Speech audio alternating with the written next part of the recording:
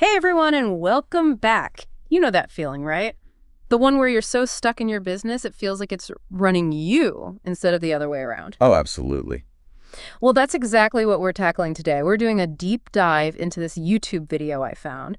Build a business that runs without you and gives you financial freedom. Catchy title. Right. It's from the channel, Little Bit Better, and while it's definitely meant for, a pretty broad audience. Yeah, kind of your typical get-rich-quick crowd, you think? Maybe, but I think there's some good stuff in here for us too. We just gotta sift through it.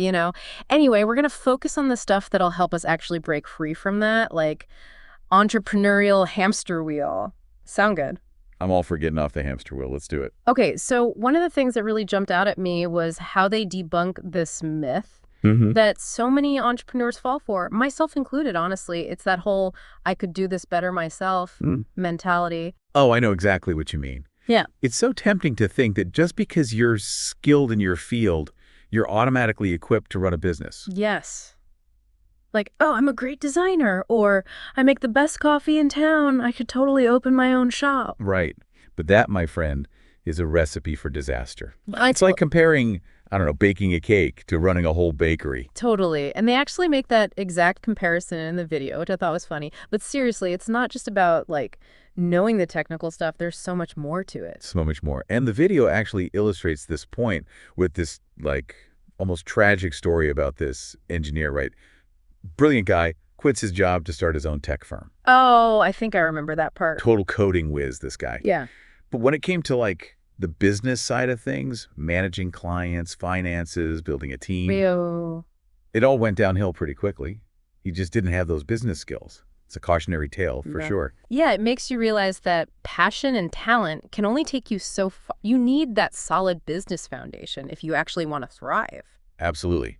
And one of the most, I think, valuable concepts this video explores is this idea that we're not just one-dimensional entrepreneurs, We have these different, almost like characters battling it out within us and understanding that internal struggle is huge. Interesting. It's like that fat guy versus skinny guy thing, right? That constant push and pull. Exactly. But instead of food cravings, it's the entrepreneur's internal struggle. They break it down into three main personas: the entrepreneur, the manager, and the technician.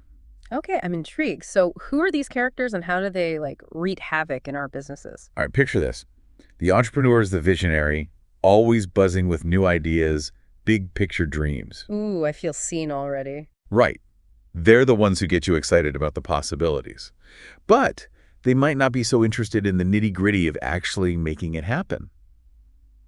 And speaking of those different personas, knowing when and how to shift between them, that's so crucial as your business grows. Oh, for sure. And that actually ties into the next big idea from the video, the whole business life cycle thing. Right. They talk about those three phases: infancy, adolescence, and maturity.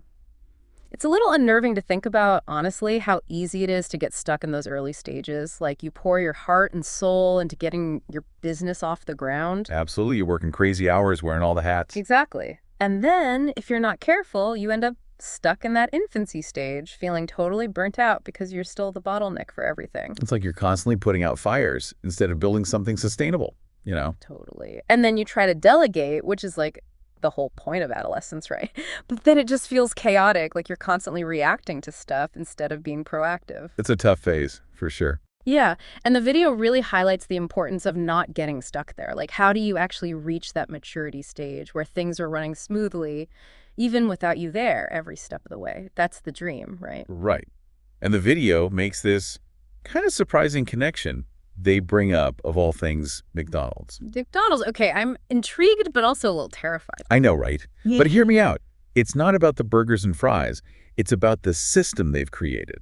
They've literally written the book on how to build a replicable, systematized business. So it's instead of McDonald's trying to find master chefs in every corner of the world, they've systematized the process so that anyone, even someone with minimal training, can make those Big Macs and fries to their exact specifications. Exactly. And that's the beauty of it. They have this insanely detailed operating manual, right? Oh, yeah. I've heard about that. It's their secret sauce or something, right? It kind of is. Right. Because it lays out every single step of their operation in such detail that it can be replicated anywhere with consistent results. Okay, so how do we apply the McDonald's method to, like, our own businesses? I'm not sure I see myself wearing a hairnet and flipping burgers anytime soon. No hairnets required. But the principle is the same. It's about thinking of your business as a product to be replicated. What systems need to be in place for that to be even remotely possible? So it's less about being the expert yourself and more about creating a system that allows others to be experts, even if they're not at your level, at least not yet. Exactly. And a good question to ask yourself is, if you had to take a sudden vacation, could your business run smoothly without you? Ooh, that's a scary thought, but also a really good gut check. Right, because if the answer is no, it might be a sign that you're too much of a bottleneck in your own business. So how do you actually go about systematizing things, especially if your business is, more creative or service-based? The key is to break it down into manageable steps. The video calls it the business development process, and it's all about constantly experimenting and refining your approach. Okay, I like the sound of that. Tell me more. Well, it starts with innovation. And this isn't just about coming up with, like, the next million-dollar idea. It's about constantly looking for ways to improve your existing systems and processes, even in small ways. So it's that Kaizen mindset, right? It- Always be improving, even if it's just a tiny tweak here and there. Exactly. And then once you've made those tweaks, you need a way to measure their impact, right?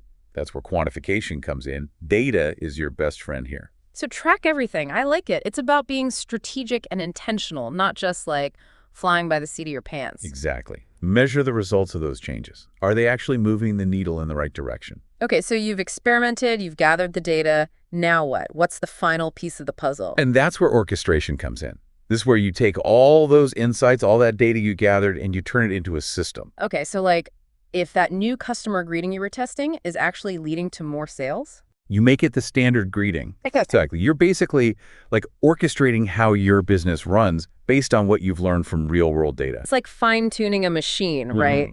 Making these small adjustments that over time lead to big results. Precisely. And you know what I love about this whole approach? It takes away so much of the stress and overwhelm of entrepreneurship. You're no longer just, reacting to every little fire. You have a system for making decisions. You're working smarter, not harder, which honestly is music to any entrepreneur's ears. Absolutely. And, this whole concept of systematizing, it's not just for the big guys like, McDonald's or Apple. Right. It's almost more important for like solopreneurs and small business owners who are doing everything themselves. Because when you are the entire marketing department, the sales team, the customer support, you have to be smart about how you manage your time and energy, right? You can't be bogged down in those day-to-day tasks forever. Exactly. Building systems frees you up to actually work on your business, not just in it. Which is the dream, right? To have a business that gives you freedom, not just another job. Couldn't agree more. Okay, so for someone listening who's like, this is great, but where do I even start? What's one thing they can do, like today, to apply these principles? Pick one area of your business that feels, I don't know, maybe a little chaotic, or maybe it's a huge time suck, and apply that business development process to it, even if it's something small, like how you manage your inbox or your client onboarding process. You don't have to do everything at once. Small steps, big impact. Love it. Well, this has been an awesome deep dive. I don't know about you, but I'm feeling very inspired and also like strangely motivated to go systematize something. That's what we like to hear. And hey, remember, building a business is a journey. It's not a sprint, and it definitely shouldn't feel like a constant uphill battle. So true. All right, thanks for joining us on this deep dive, everyone. Until next time, happy systematizing.